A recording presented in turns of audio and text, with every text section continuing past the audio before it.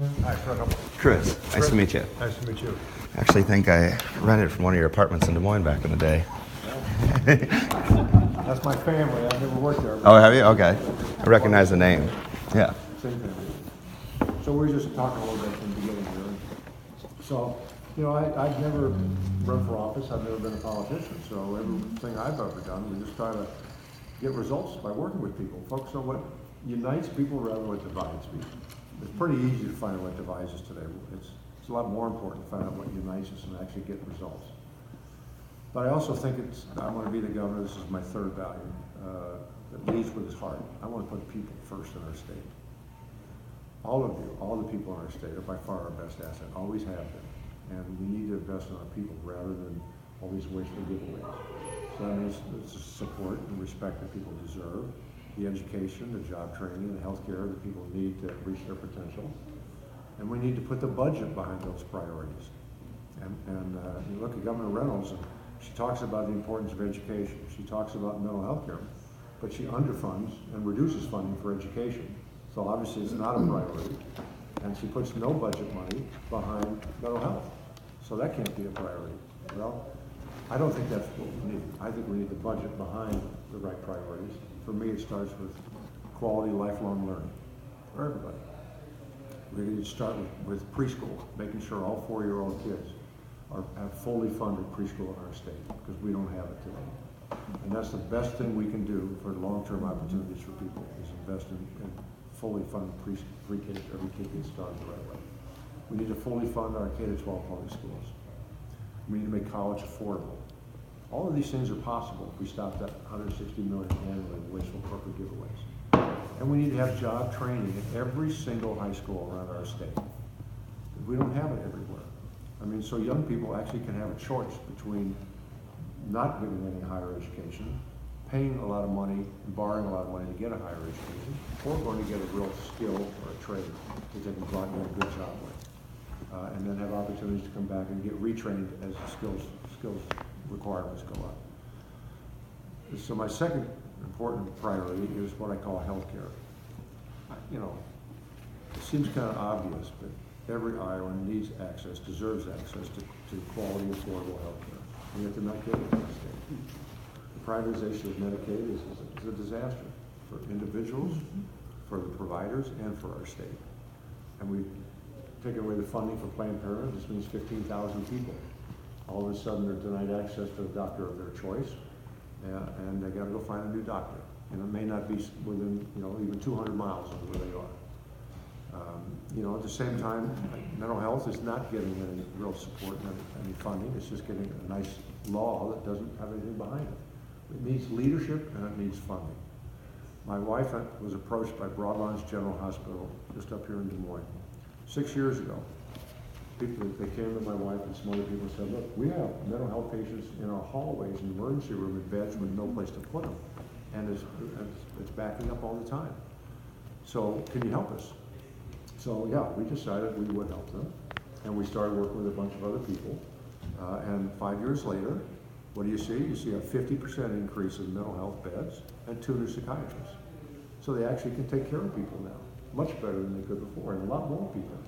That's what leaders do. They see an issue that needs support and needs effort. They pull people together and they get results. And that's not what we're getting today. But that's what all of us deserve, and that's what a governor and a legislature should be doing. So my third core priority is what I call getting incomes rising all around Iowa. We were in Independence, Iowa back in December.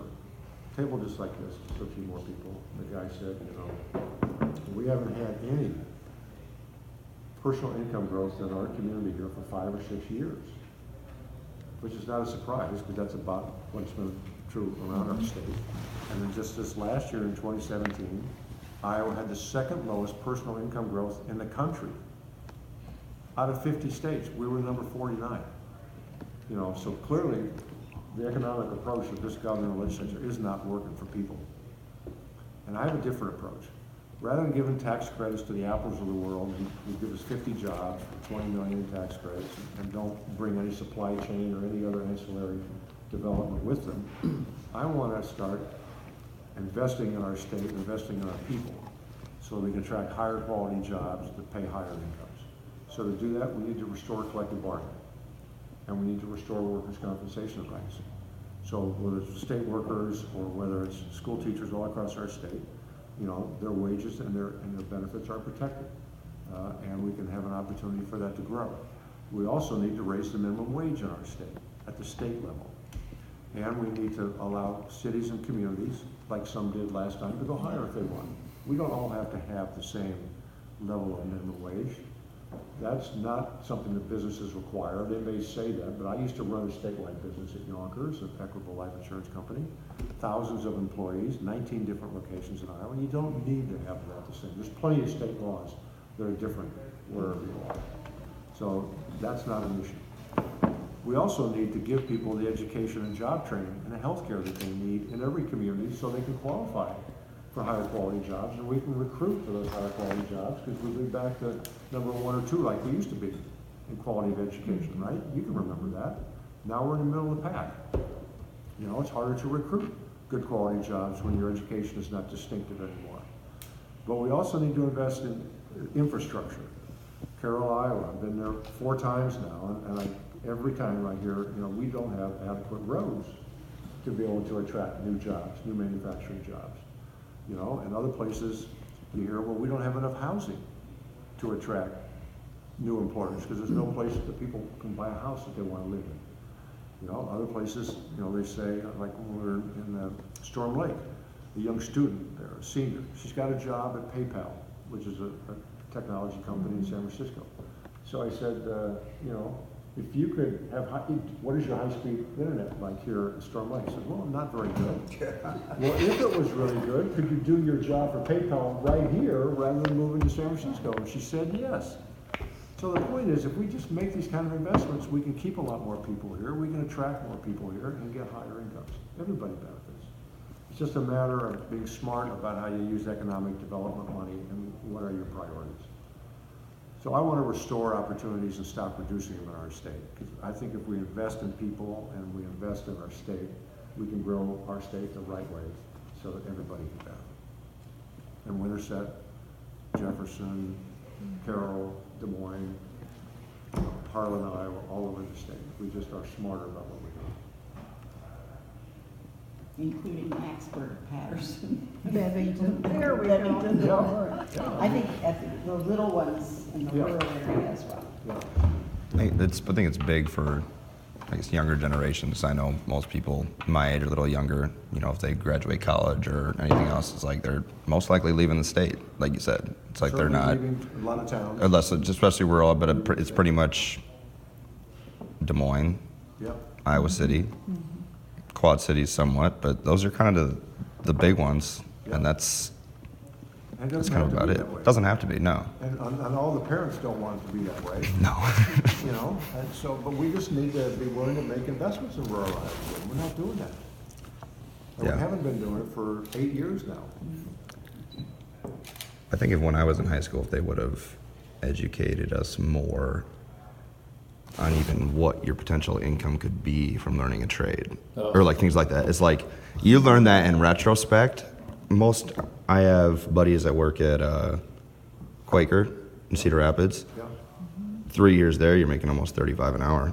With overtime, most of them knock down 6 figures a year. You don't need Yeah, you and then don't need a subtract 4-year the degree. student loan payments. They don't have it. So it's like, Exactly. if you work there, so let's say you start out, get on there when you're 20, 21, and you work there, by the time you're 30, and you don't have, by the time your friends graduate college, you've probably made $250,000. Right. Without And that they've got debt. $150,000 in debt. And they're making a lot Yeah. less money than you are. Yeah. And that's, if you kind of wake people up to that, or even like welding. I mean, you go to school for 9 months or anything like that. I mean, the money you can make in that is, Vermeer hires a lot of welders to help make that big. yeah. You start 40 grand a year and about 10,000 in overtime. So your first year, which is after those 9 months. Yep. That's 50. And they say within 3 or 4 years, you make 100. Oh yeah, easy. They have 300 more jobs available for welders. And they can't find them. I mean, that's just, for that reason, we push kids into college. It's not like, that was not even mentioned when I was And in the problem is, high school. Yeah. I mean, the parents don't talk about those alternatives. And Yeah. neither do the school counselors. No. The guidance counselors that help, provide that kind of direction. But we have to have that training in every high school. It's not prevalent all across our state. There are a lot of places we don't have job training. And so many kids, they don't have a parent that talks about it, they don't see it in their school. Or yeah, if you don't see, if you're not familiar with that type of work order, you're never going to know about go it. looking for it. Just- Yeah. You've been over to Interstate 35 High School in Truro and seen their new facility for trades education. No, I haven't. It's a gold standard. It's going to be Great. something there might be 3 or 4 other high schools, 3 or 4 other schools in the state that have that level of Is it facility. right at the high school? It is. It's massive. That's huge. Like Have the you seen fact. it? No, I haven't seen it, but I'm saying that's a big Yeah. step. That should be standard. You think about it, that should be. But that's I don't know exactly how that's situated in relation to other little small towns around. But, there's a lot of schools have been consolidated. And so there are a lot of school buildings that are still out there. We could convert a lot of those old empty schools into those kind of training facilities. Well, they're counting on open enrollment, boosting their enrollment. They openly told me, the retiring superintendent openly told me, they're up for sucking kids from Winterset and from Clark and from Norwalk who don't have those opportunities. If you just told the kid what he could make point blank Yeah. out of high school without having any debt, it's like you would completely. And I feel like that education isn't there. They might. And they need to know that there are those jobs out They're there. available. Filled currently. If you think in the They're back out. of your mind, you might think, a big manufacturing plant or something like that. It's like maybe I make $11 an hour or something like that. They have no clue the money that is in. There's It's good money out there. a lot. There are benefits out there with Harley. Well, and how many of us have wanted a good electrician and a good plumber? Yep. Yeah. And we don't have robots. Oh yeah, the union out of here. I think it's Breaks down. Cedar Rapids. Yeah. I think the pipe fitters and stuff like that. Same. If they get an apprenticeship, after a couple years, you're at 35 plus an hour. It's like, with overtime, you're hitting 100,000 pretty easy after a couple The years. same in carpentry. Yeah. You can start that as a junior year in high school. It's like before you can legally drink, you might be knocking down Yeah. about $100,000 a year. And if you like it and you're good at it, down the road, you can start your own business. Yeah. So then you become an entrepreneur and then you start hiring other people. Yep. And if you don't want to do that, at 5 o'clock, you can clock out and not Yeah. think about work. That's the big thing, is you're not taking work home with you. Right. You go there, you're done. I don't know what that's like. I don't either. I am an entrepreneur now, and I used to be a teacher. Yeah. So like in both worlds, I'm thinking about it 24/7. That's it. Hey, Jim. Hi, good to see you again, Jim. Fred, Yes, good to see you again. How are Thank you? Fine. so we're just, I already gave my little talk, if you will. We're just kind of talking about different issues and things, job Right. training, education. Right. But let me just give it on this Interstate 35. See, I think it's fabulous that they have that school, that training. But once we have it, why can't we think about trying to work with the superintendent of Winterset or the superintendent in other surrounding schools, so they don't have to necessarily, Yeah. build their own that close, and maybe we can set up a transportation system. So it's just like community colleges do that with high schools, right? Yeah. Well, why can't high schools share that kind of a facility? We just need to be willing to look at different ways to Instead of the advanced placement for Yeah. taking the core Yeah. courses that kids are doing. and if we have a state-of-the-art facility there, Yeah. rather than trying to, it's like hospitals, we don't all need to have an MRI or a CAT scan. Let's put a really good one in a central location and then make sure other people have access to it, share it. I think the biggest thing for like the industrial aspect is eastern Iowa. The amount of industry between Cedar Rapids, Iowa City, and the Quad Cities. Muscatine, all steel. You have, I think Monsanto's up there. You have Han. Purina just built a big plant there. Yeah. Iowa City has Oral-B. Cedar Rapids, ADM, Quaker, General Mills, massive and really good paying jobs, but Yeah. I feel like it's kind of lost on people, or like what that can be. You don't necessarily need. Well, it's also lost in our legislators and our government, because, look, Bob Ray figured it out in the 1970s. We don't have enough people in our state. So he opened up Iowa and Iowans to the idea of recruiting immigrants and refugees to move here. And he was good at it. He brought a lot of people to our state. Tom Vilsack did the same thing. But Terry Branstad has never been supportive of that, and Governor Reynolds is not. Instead, we get sanctuary city bills, which basically send exactly the wrong message. And if we want to grow our state, we need more people. And, you know, that's the flat out most obvious thing that's been obvious in our state for 45, 50 years now. And we have to put out the welcoming sign and the inclusive sign that we want people to come here. And we want to embrace their families, bring their kids, go to work, help our communities. And we don't care what you look like, we don't care where you're from, and we don't care who you love. You know, we want people to move to our state.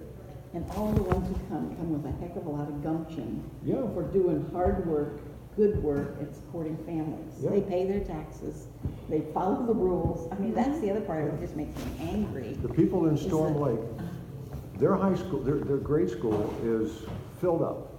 You know, Storm Lake, Iowa. You know, 80% of the kids are Hispanic. Okay, that's great. Without them, that high school, or that grade school, will probably be shutting down pretty soon. Their high school is actually pretty filled up. Over 50% is Hispanic. But you go down on their main street, there's a lot of new businesses down there. You know, they've got vibrancy, they've got new economic activity going on. The doors are open, the businesses are open.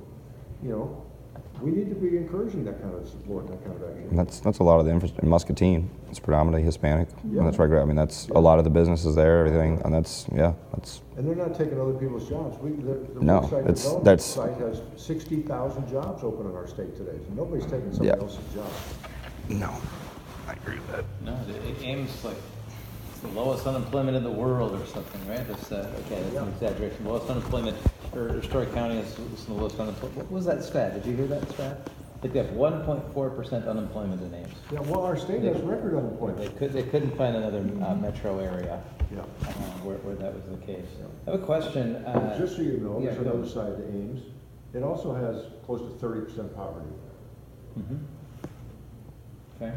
And the point is, we can have low unemployment. We have low unemployment in our state, but our state has Yeah. 20% poverty. Yeah. Because we have too many low-quality Yeah. jobs that aren't paying livable wage. Yeah. No, low unemployment is not the godsend that people No. would have you think it is, especially if you're hiring people. Yeah. And that is also. And, that's also- and particularly if it's at the expense of the level of income that those jobs pay, which is Yeah. our problem. Yeah, you'd think with such low unemployment, it'd be the workers' market. And you also think we'd have plenty of revenues in our state, But we keep giving it away. but we don't have either one.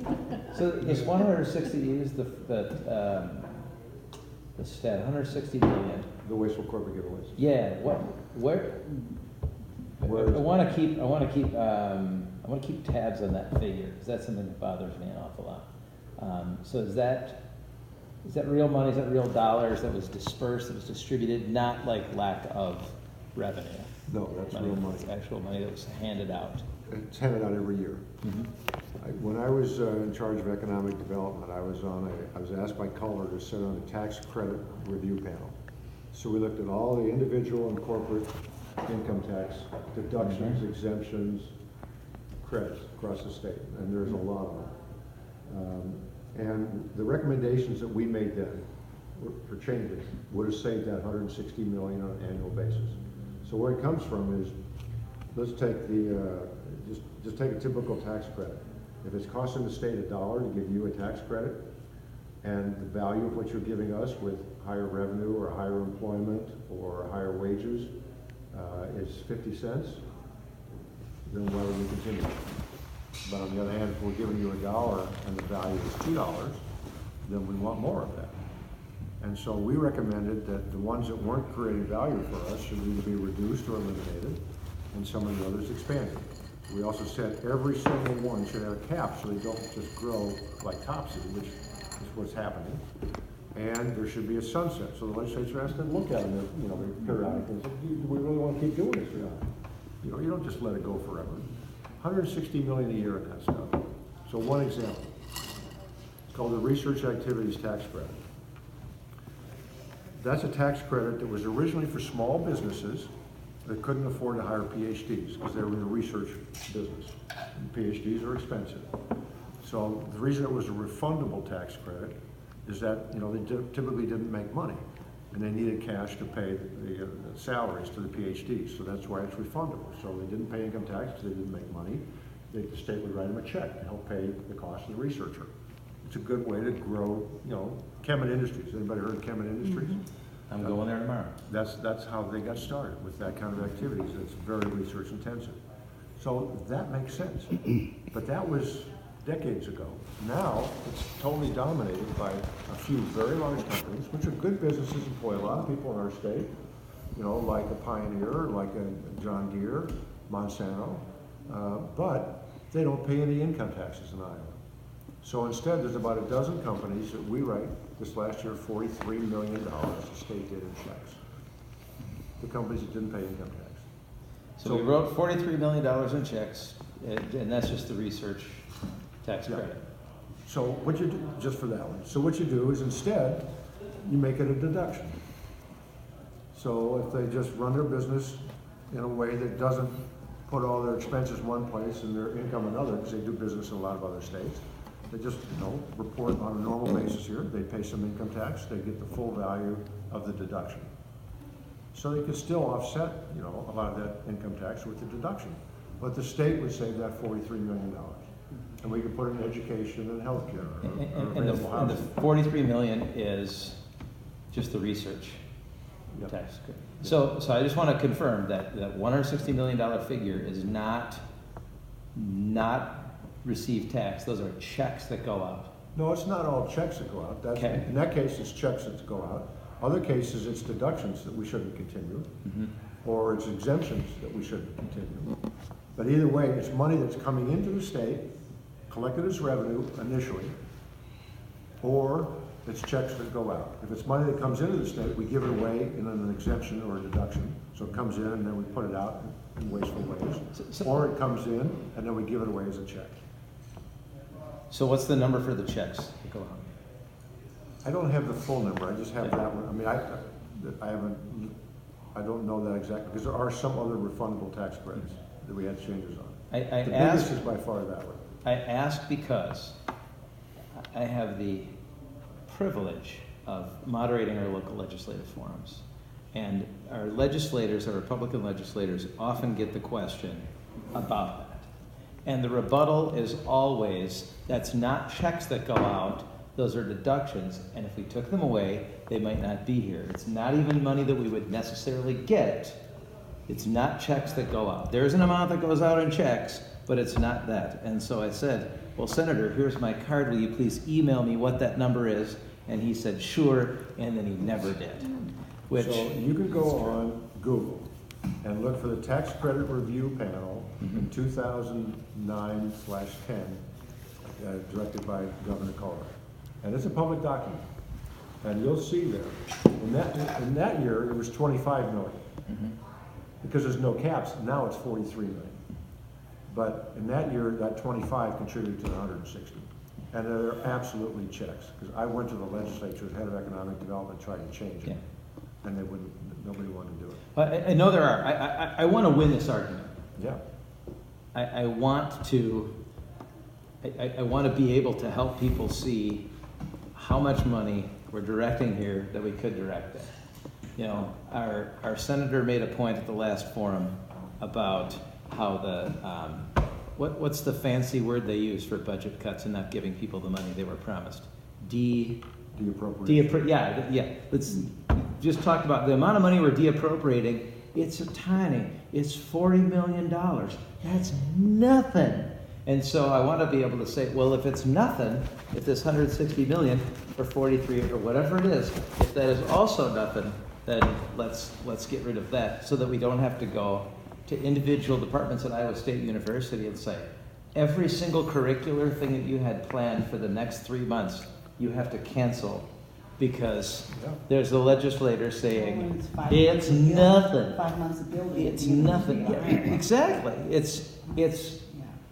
But I want to win the argument, and we can't win the argument if we're not using the same math that they're using. So that's why I asked that, because I want to have that figure at my disposal, and it is not your job to provide it for me. But you're helping me with some insight here. But So I actually, the appreciate other group that has some of that data that is easy to access is called the Iowa Policy Project. Okay. Because I've heard them They have speak. Mike and- Owen. Yes, has the they information. are a research data group. They have all the actual numbers this last year, cash and non-cash, associated with the research activities tax credit. That's the Iowa Policy Project. You need Located something down in Iowa concrete to show. Yeah, we do, 'cause we need to win that argument. On the other hand, I'm gonna go spend half a day at Kemen tomorrow, and they're gonna pay me pretty well for that, so I kinda want them to stick around, and I want them to have money in their bank account. Because I'll spend that money at Ben Franklin at Northside Cafe. But they pay income taxes in our state, Yeah. and so they get the full value and they should get it. They do a lot of research, which Yeah. is great, but they also pay income taxes in our state, so, we're not sending them these big checks. Yeah, and the Iowa Policy Project actually keeps trying to figure out ways that we can get, I call them tax loopholes.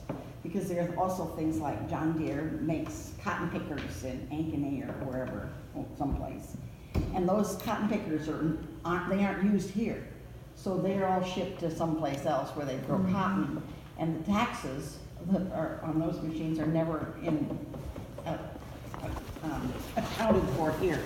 The sales tax all goes someplace else. That's called combined reporting. No, that's what the term is, because that's how companies who do business in different states can allocate their revenue and expense to different places. So that they all are allocating their expenses to Iowa. So that's why they don't pay income tax, and they allocate their revenue to someplace another else. state where they can do that. And they talk about their Toys R Us, and they're going out of business, I know, but their post office box is all in Rhode Island. Yeah. So that basically everything goes to Rhode Island. I mean, we don't get any, we don't see it. So those are loopholes that need to be fixed. And at the end of the day, we have over 30 tax credits for corporations and for individuals in our state. And who has those? Who gets them?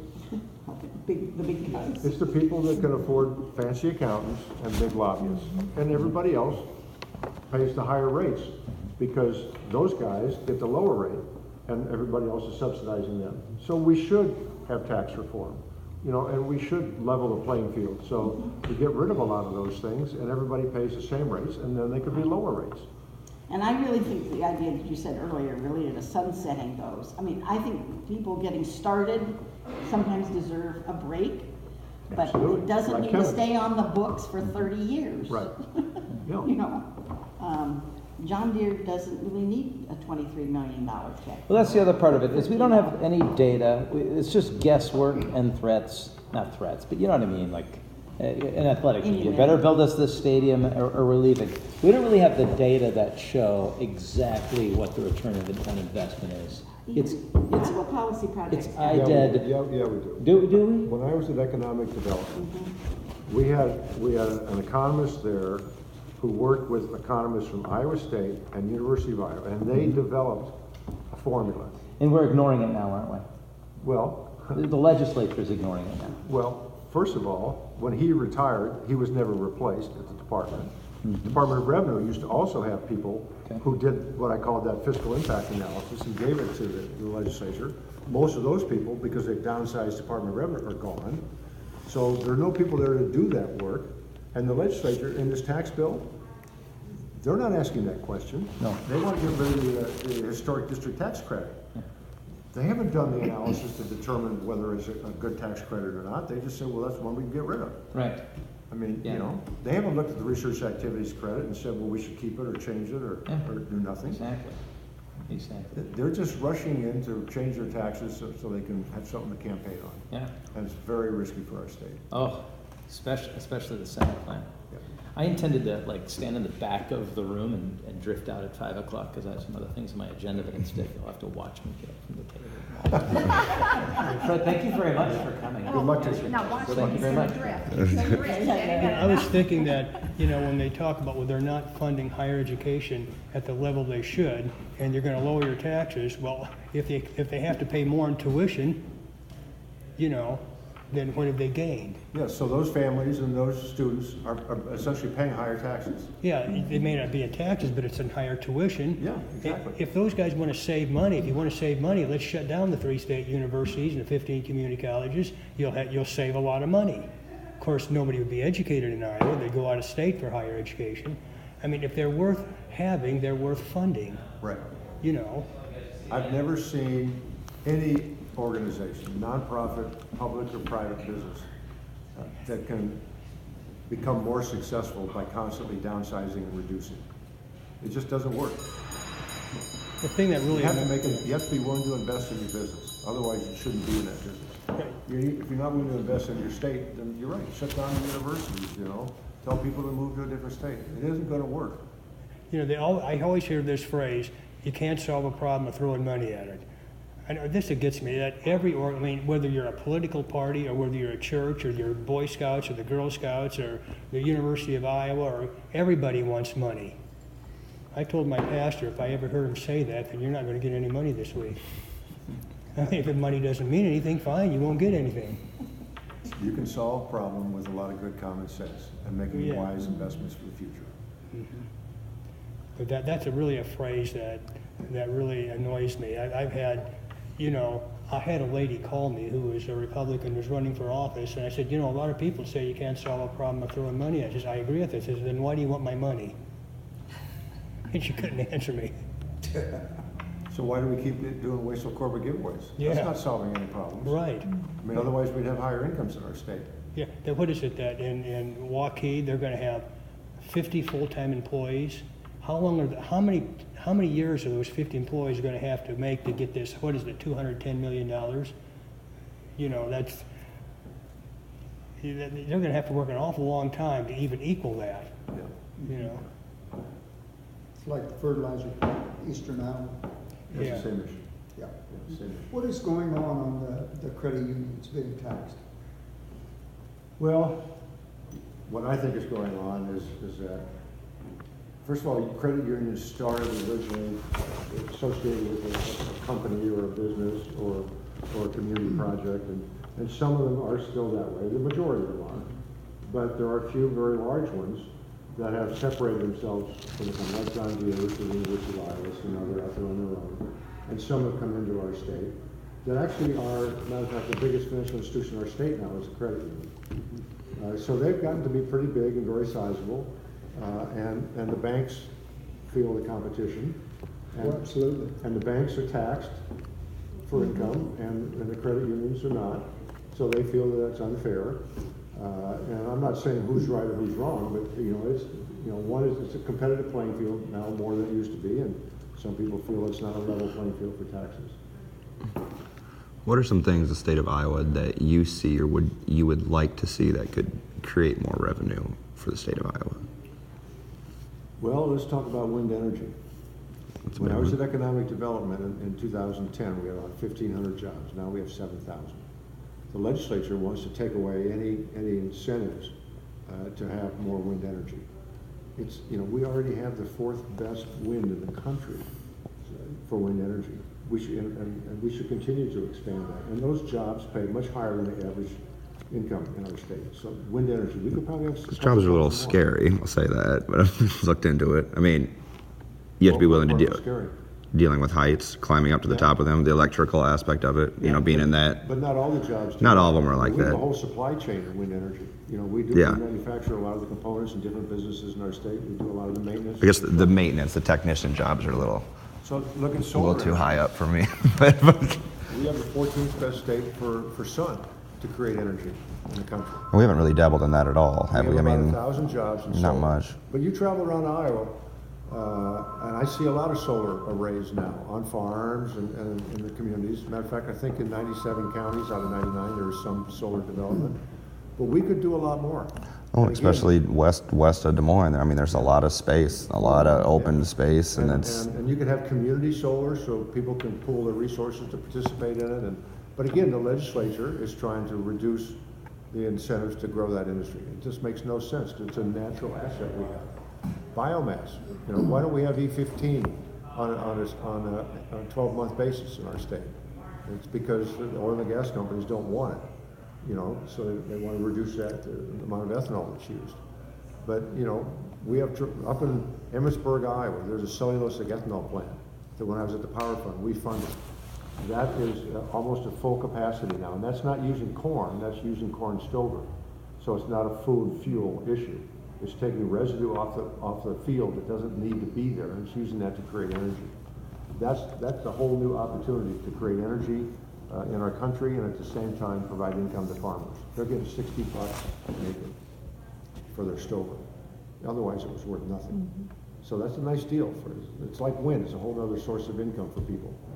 So there's a lot of things like that we can build our economy all across the state, not just in the Des Moines, Cedar Rapids areas. You know, the job training you talked about. If we had those manufacturers over there in eastern Iowa, more closely affiliated with the high schools, where the kids are, that need to be aware of the opportunities and get trained, then we could have the manufacturers take some of their youngest employees into the high schools. Yeah. And start to talk in classes in those high schools. I think that'd be a big aspect of it. I think that's more that needs to be done. I think what's unfortunate for that, and a good opportunity for that, is Iowa City with Procter & Gamble there. But unfortunately, Procter & Gamble is shipping out of Iowa. I mean, at least about 2020, something like that. Yeah. But the more those people we have that are trained, that are interested in those jobs, the more jobs we're going to be able to attract. Too. Yeah. Because we have a reputation for wonderful productivity in our state. But it's clear that on the training side and on the education side, we're not where we used to be. And we could be. So, you know, another example, there's two businesses on the corridor between Des Moines and Iowa City and Cedar Rapids. One has no backlog of jobs available because they fill every job, every time. Another one can't get enough people and is always trying to hire more people. Well, what's the difference, right? There is a difference. The one that's is always able to attract people, they're more flexible. The owner, the guy who runs the plant there is more flexible. I don't need everybody to work 40 hours and then 10 hours overtime. Not everybody wants to do that today. I'm willing to hire people for 30 hours a week, pay them benefits and act as if that's full time. The other guy says, no, I want 40 hours a week, I want 10 hours overtime, that's what we're hiring. Well, you know, today you got to be more flexible if you're the owner-operator to get people to go to work for you. Yeah. And we need to educate our employers about what it takes to get people to want to work in your company, you know, when there are choices today. Well, you know, there's a lot of things we can do that aren't rocket science. We just need to help the employers better coordinate with the high schools, help the employers be a little more flexible and creative, keep the community colleges involved, and we can fill a lot of those jobs out there. No, we need to do what we need to keep schools and hospitals in our rural areas. Otherwise, you're going to dry out. Those are key pieces to keeping the doors open, lights on. Yeah, otherwise you're not going to attract or keep the employers you have. Is there still some incentive? I know there used to be that if a doctor in Iowa, if you work in a rural There's an area. incentive for general practitioners. Yes. To go to work in rural Iowa. Yes. But we need to expand that to any doctor. I agree. Like or nursing, whatever it is. I think that's a great incentive. Like honestly, I think it's a good. I think teachers should. Yeah, teachers could benefit that too. Some student loan forgiveness, some X amount or some percentage. Yeah. When Wisconsin, when they said they reformed collective bargaining, which means they really did away with it. They didn't reform it, they did away with it. But small schools, you have what happened, it really hurt small schools because I was reading articles about, I taught 31 years, people left the small schools for more stable, better paying school districts. So smaller schools get more than their share of beginning teachers and young teachers, and they just stay there for a couple years and leave. Right. And then, because they don't pay as much and they're not as stable. And I know from the Republicans, it's very popular to blame teachers for everything from diaper rash to acne, and that we don't do anything right. And we're, like I told you before, we live in mansions, drive Cadillacs, and eat steak every night. We're just got money coming out of our ears. What did ears. you actually say? People just go home and watch movies, drink beer, and something else. Yes, something like that. Not very flattering comment. That even disappointed me in him, really, when he made that. Yeah. My mom's a teacher. Another thing that, you know, when you hear these Yeah. lawmakers that say Yep. they're The whole for gang, choice in yeah. schools, well, you don't choose a private school, you apply to a private school, and most of them don't take special ed students or behavior problems. Our church started in an elementary building, we go to Iowa Christian Academy, Grandview Park. Oh, we don't take everybody. I already knew this. We don't take everybody. We don't take special ed students, and we don't take behavior problems. The parents have got to sign contracts saying that kids will cooperate, or they send them back to the public school. So Yeah. the dirty little secret about Christian education is we only want kids that make us look good. Right. They don't value kids that are difficult to educate or expensive to educate. We toured that building. Those kids were so polite, they did everything but salute you. I mean, it just, public is just that. You take everybody. You know, we don't handpick our students. Right. You know, which is so disingenuous, and that we're for choice, as if the parents are the ones that make the choice. No, they do the applying, and the school does the choosing. I'm a Hawkeye fan. I got on the internet and I looked at their recruiting class in 2016. A couple of them came from Catholic high schools, so I looked at the application process. They have a pre-entrance exam you take January 25th, and you better score good. And they look at your grade point average in junior high, and they look at how you did in standardized tests, and they say, we will choose you if we feel you can succeed. So we are the ones that are doing the choosing, you know, so. Yep. Talk a little bit about what your sense is of what I'm going to call the political climate in Iowa Yeah. post primary.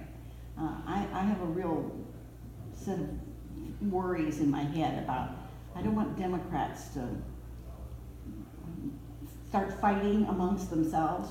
I think we have to do something that is really unifying from June to November. Right. In order to, we need to flip a whole bunch of things. The legislature, the board of supervisors, the governors, the Congress, all of those, as much as we possibly can. I mean, I think we're in the most downward spiral I've remembered Yeah. in all my years. Yeah. So let me answer that, because that's a very good question. And unfortunately, I have to go, because we have to go to an event on Yeah, the grounds. exactly. Okay. But no, that's a great question. So, first of all, it starts with, we need to have a governor's candidate win the primary. Right. Because that means that voters selected the person they think is the best candidate to go forward. And that means we don't have to go to the convention. We don't have to have all the divisiveness that conventions create.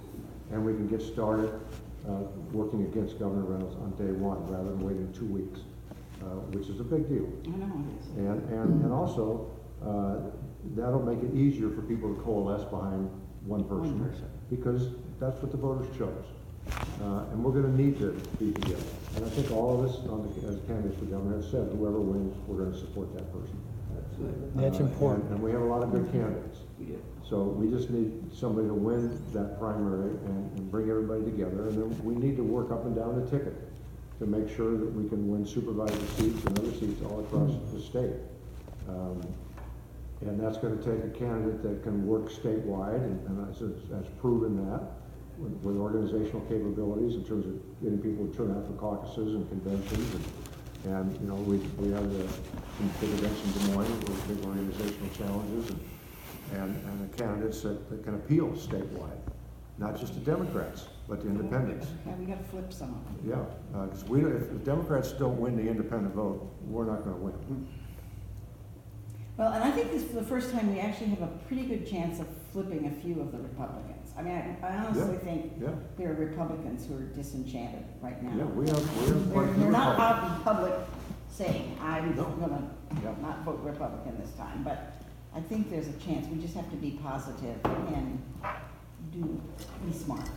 The biggest mistake that we can make is saying, you know, from Trump on down, they're so upset, we got it made. That